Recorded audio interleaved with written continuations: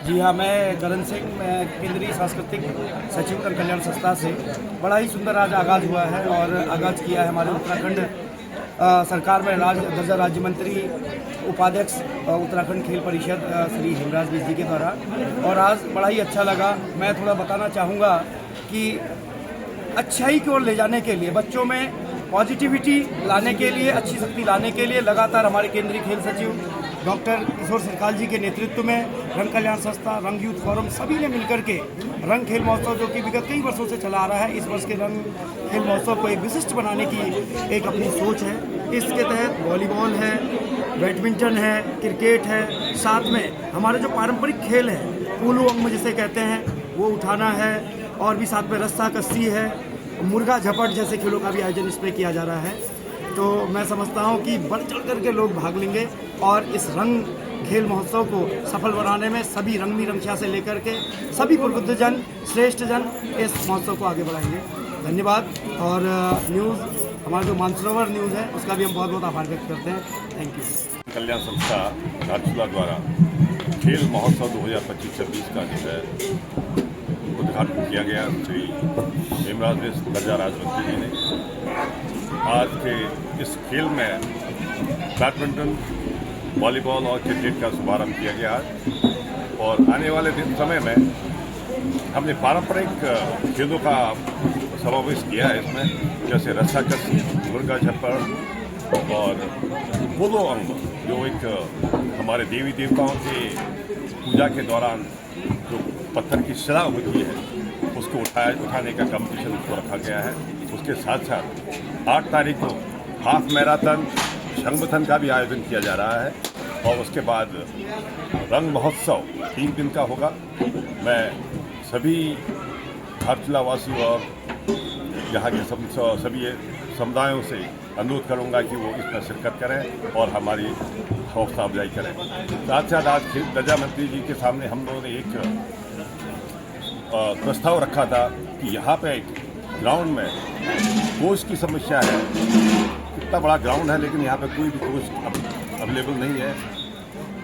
Rock climbing के लिए structure बना हुआ है, लेकिन हमारी यही गुजारिश है कि कम से कम हफ्ते में 3 बार टेम्परेरी तौर पर भी हो तो कोच की व्यवस्था हो जाए और यहाँ पे खेलों को बढ़ावा देने के लिए स्टेडियम का निर्माण हो जाए, तो फिर यहाँ की जो प्रतिभा है उनको निखारने में बहुत बड़ी भूमिका होगी। और साथ ही साथ आज बिष्ट जी ने ये कहा है कि हाई एल्टीट्यूड सेंटर्स की स्थापना दारमा, ब्यास और चौदार घाटी में किए जाने का उनका प्रस्ताव है। मैं हेमराज बिष्ट जी का बहुत बहुत आभारी हूँ। धन्यवाद। देखिए, आज सीमांत क्षेत्र काली नदी के तट पर स्वर्गीय जवाहर सिंह नबियाल खेल परिसर में आयोजित रंग कल्याण संस्था धारचूला इकाई के द्वारा रंग खेल महोत्सव का शुभारंभ किया गया है। मैं अपनी ओर से और इस प्रदेश से यशस्वी धामित की ओर से रंग कल्याण संस्था को और उनके सारे वॉलंटियर्स को बहुत बहुत बधाई देता हूँ, बहुत बहुत शुभकामनाएं देता हूँ। और जो जितने भी यहाँ खेल प्रतिभागी हैं उनके उज्जवल भविष्य की कामना करता हूँ।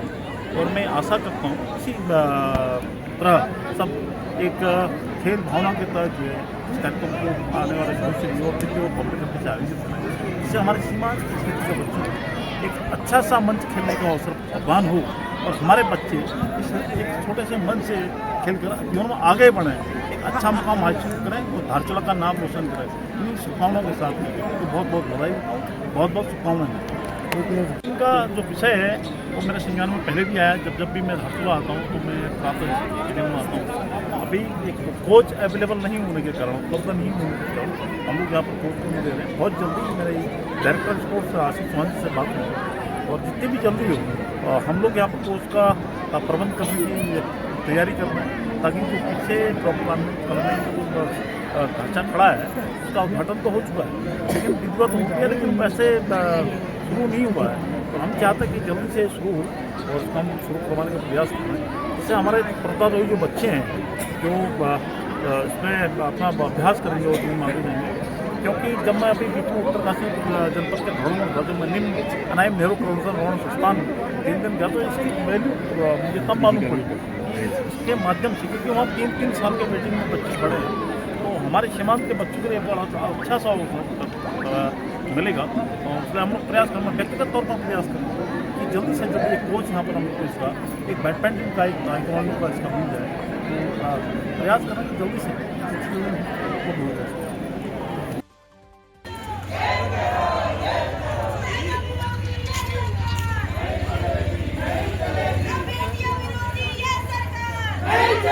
नहीं चलेगी ये सरकार, नहीं चलेगी, नहीं चलेगी। गौतम मुर्दाबाद, मुर्दाबाद, मुर्दाबाद। दुष्यंत गौतम मुर्दाबाद, मुर्दाबाद, मुर्दाबाद। भारत माता की जिंदाबाद। जेल करो, जेल करो।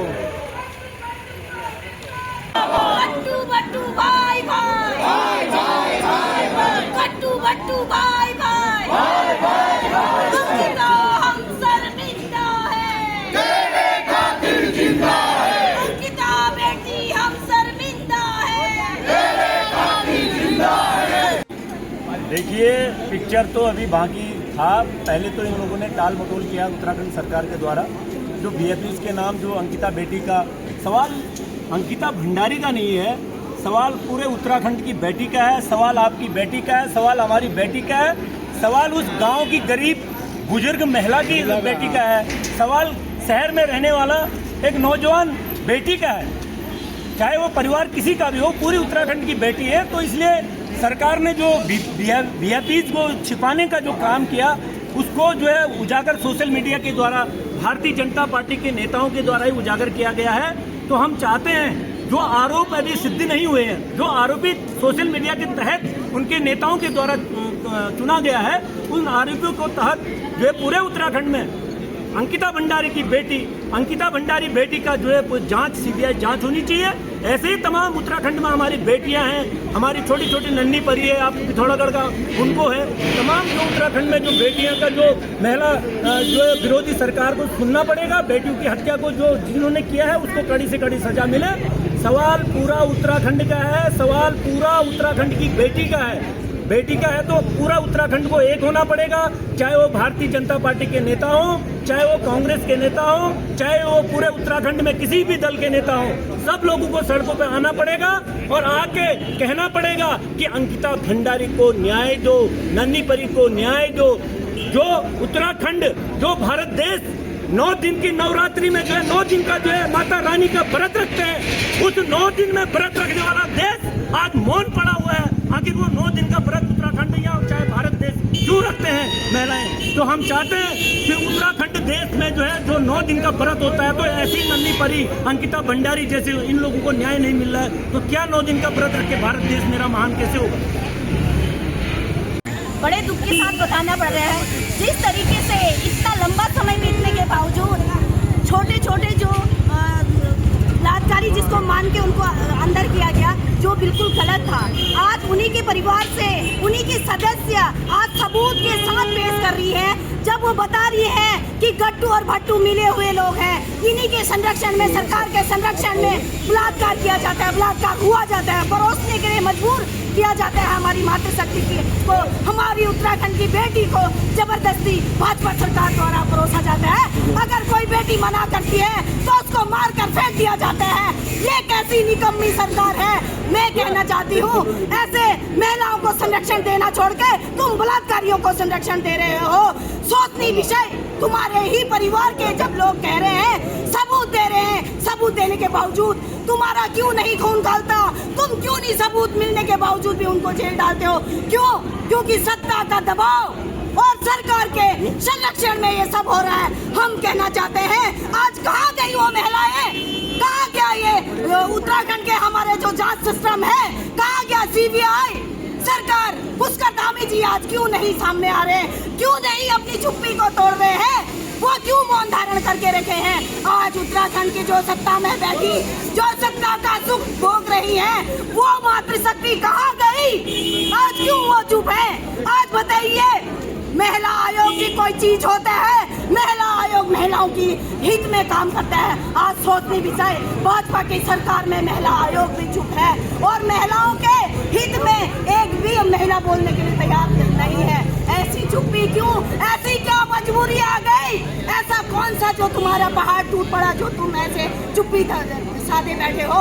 मेरा प्रश्न उत्तराखंड के मुख्यमंत्री जी से है, उत्तराखंड के उन तमाम मातृशक्ति से है। सत्ता आता जाता रहता है और जब से तुम्हारी सरकार आई है महिला विरोधी और बलात्कारी भी बनी रही है। और तुम में अगर थोड़ी इंसानियत है तो आ जाइए रोड पर, हम भी तुम्हारा सपोर्ट करेंगे। अगर आ जाइए सड़कों पर उस अंकिता बेटी को न्याय दिलाने के लिए। उन भाजपा की महिलाओं से कहना चाहती हूँ, देखिए ये प्रदर्शन जिस प्रकार से 18 सितंबर 2022 से शुरू होकर अभी ये 3.5-4 साल होने को जा रहा है। फिर उत्तराखंड के लिए बहुत ही सोचनीय और दुख का विषय है कि 3.5 साल बाद अंकिता हत्याकांड पुनः उजागर हो रहा है और उजागर भी भाजपा के ही परिवार की सदस्य कर रही है। उसके बावजूद भी दुखद और सरकार की निर्दयता देखिए, सरकार का मुखिया देखिए कि जिस प्रकार से सबूत पेश किए जा रहे हैं, ऑडियो पेश किए जा रहे हैं, उसके बावजूद भी हमारे जो मुखिया पुष्कर सिंह धामी है वो CBI जांच के लिए अभी तक वो मौन धारण बैठे हुए हैं। इससे ये साबित होता है कि भाजपा की सरकार में जितने भी मंत्री, जितने भी विधायक हैं वो बेटी विरोधी सरकार है। वो हमारे लड़कियों को यूज करने के लिए वो लोग अभी तक मौन साधे हुए हैं।